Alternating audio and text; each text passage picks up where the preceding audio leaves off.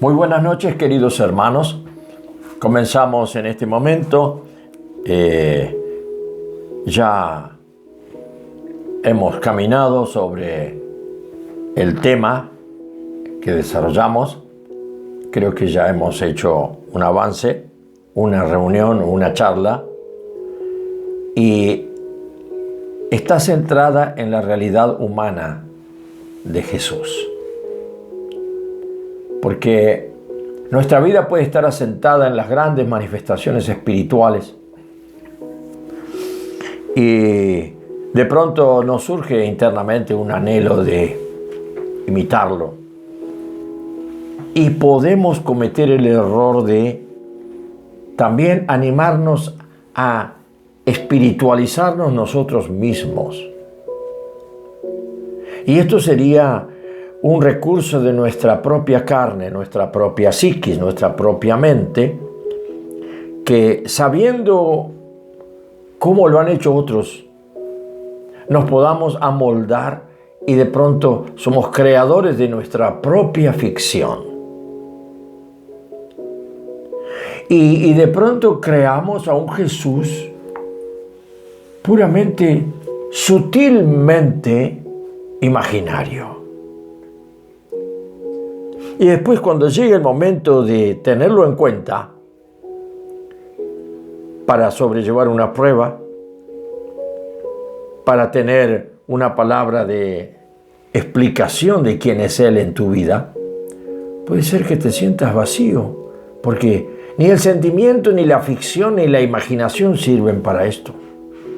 Así que es bueno empezar de la base de poder hacer resurgir de adentro la fe que en un momento comenzó, para que crezca una fe real, la fe de la revelación que viene de arriba y no la fe que imita nuestra carne.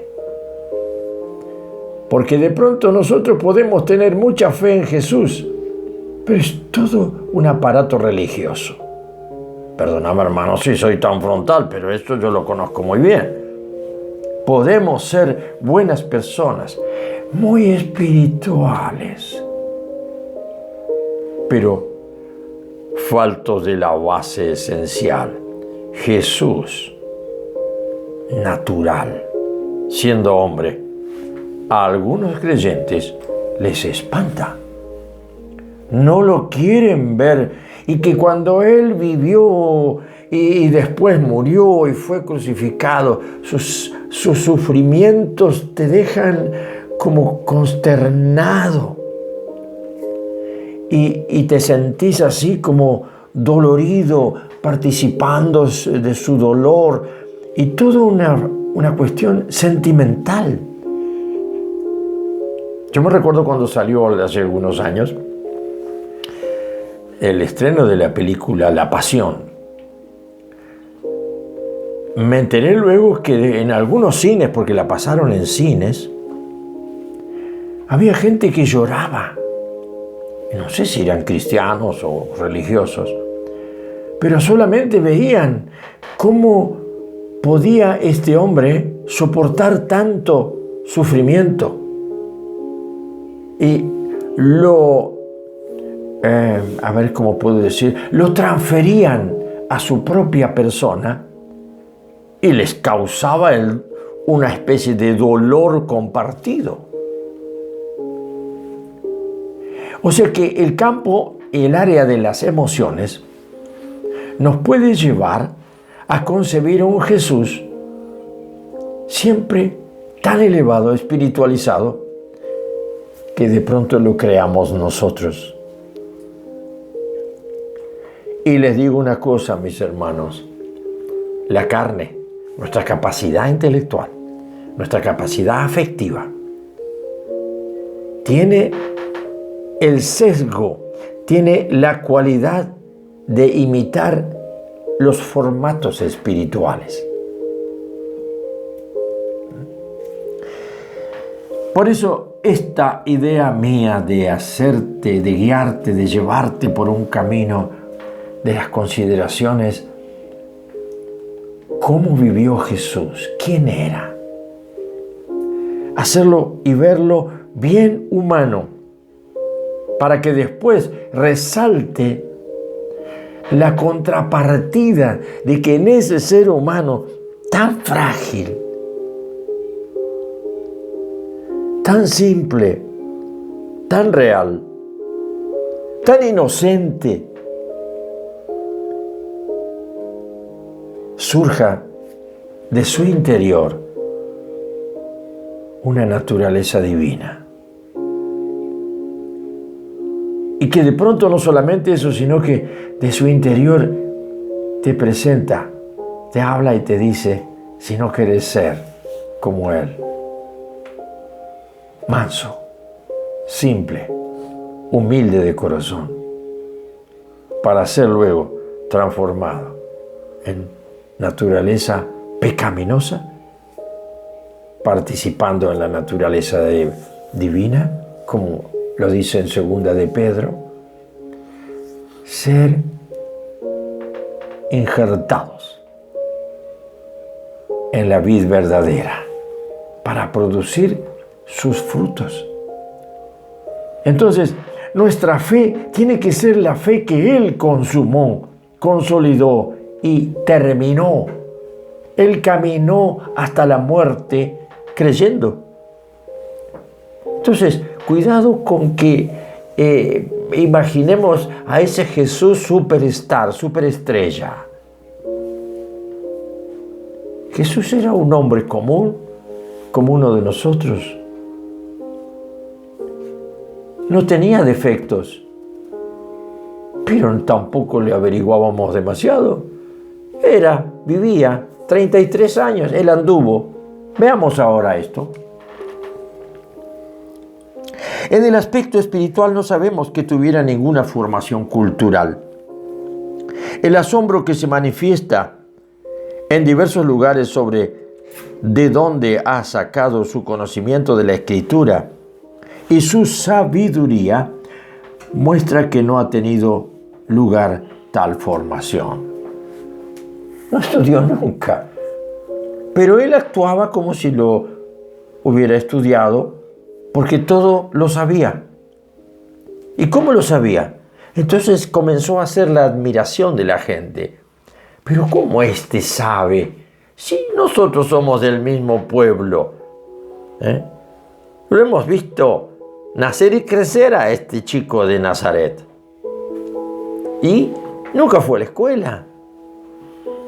Pero las cosas que dice, ningún ser humano, ni aún estudiado, las dice.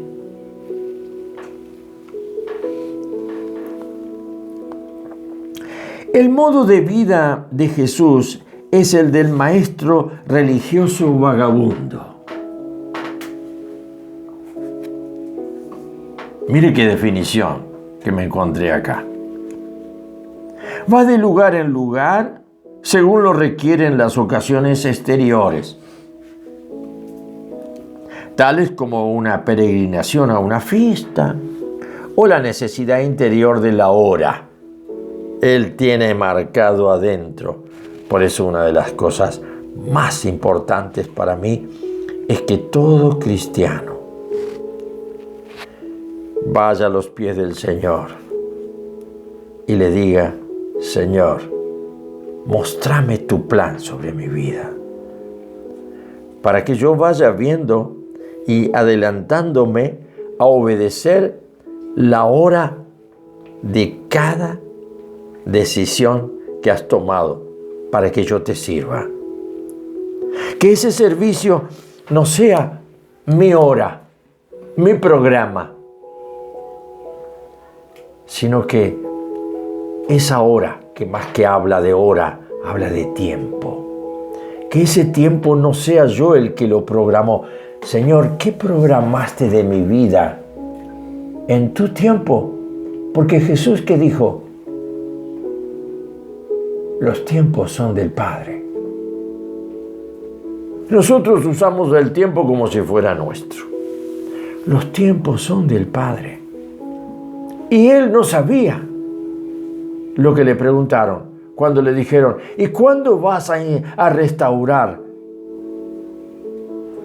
la gloria de Israel. Aquellos que le reconocían como Mesías. Los tiempos son del Padre.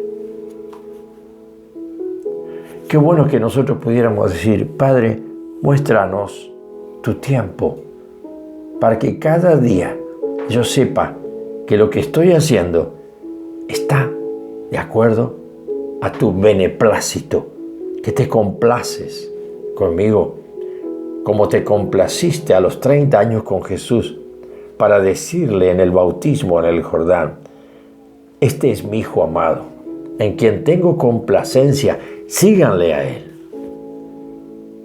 Nosotros quizás seguimos lo nuestro y seguimos como que nosotros somos los protagonistas de nuestro propio destino. Cuidado, el mundo lo hace, el mundo lo puede hacer. Cada persona del mundo se siente protagonista de su propio destino, con un sueño a realizar. Nosotros nos hacemos creyentes para ser fracasados. Nos hacemos creyentes para ser ridículos al mundo. Y por eso nos falta un norte, nos falta un proyecto, un propósito. Lo tenemos que recibir por revelación. Hasta que el Señor no me hable cómo tiene que ser mi vida de relación con Él, no voy a descansar. Propóngaselo y haga de su día, todos los días, un momento de oración. Y hágalo de adentro. Señor, muéstrame tu camino. Para todo, para mis decisiones, aun las más pequeñas. Vagabundo no quiere decir que él era un vagabundo, sino que él, para predicar su mensaje, necesitaba caminar por los pueblos, encontrarse con gente. Por eso le seguían las multitudes. Y lo que sucede es que era una modalidad de ese tiempo. Los maestros religiosos, ya sea en Grecia, en Oriente sobre todo, tenían esta manera. No había universidades estables, sino que normalmente los alumnos seguían al maestro, quien sea, y luego vivían, hacían un lugar y vivían con los maestros. Esto se ve en el Antiguo Testamento también con los profetas, que hacían casas para los profetas y se nucleaban y convivían y compartían alrededor de el profeta principal. Esto le pasó a Elías, le pasó a muchos otros. Así que miren ustedes, a veces se queda más tiempo en un lugar para desde allí ir por los alrededores y regresar luego. Así, por ejemplo, al principio de su actuación en Cafarnaún. O en los últimos tiempos se establecía en Betania, en la casa de sus amigos. Este modo de vida procede del sentido de su misión. Ya lo expliqué. Era caminar, andar, recorrer y hablar. Pero esto fue en los 3 últimos años de su vida, porque entró en funcionamiento el llenamiento del Espíritu Santo. Y a partir de allí entonces era instrumento directo, constante y perfecto del plan de Dios a través del Espíritu Santo. Pero hasta el bautismo en el Jordán, Él fue como uno de nosotros. Por eso es tan importante que hayas recibido el Espíritu Santo y que hayas sido bautizado con el Espíritu Santo. Entonces, conocerás profundamente la palabra y la persona del Señor. Este modo de vida procede del sentido de su misión, no de una inclinación personal a ser un vagabundo de estos que andan sueltos por todos lados. Lo podemos inducir de su respuesta cuando uno quiere ir con Él, ¿no? Y para que lo verifique te voy a dar la cita. ¿Qué le dijo Jesús?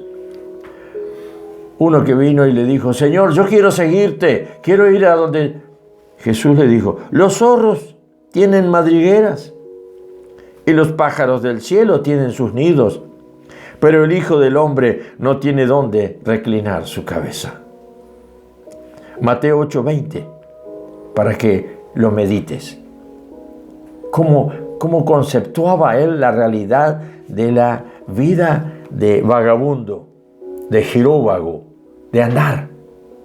Porque su valoración no era tener una casa, tener un castillo, tener un lugar de poder mostrar. No, él hablaba siempre lo mismo a los grandes, a los ricos y a los pobres.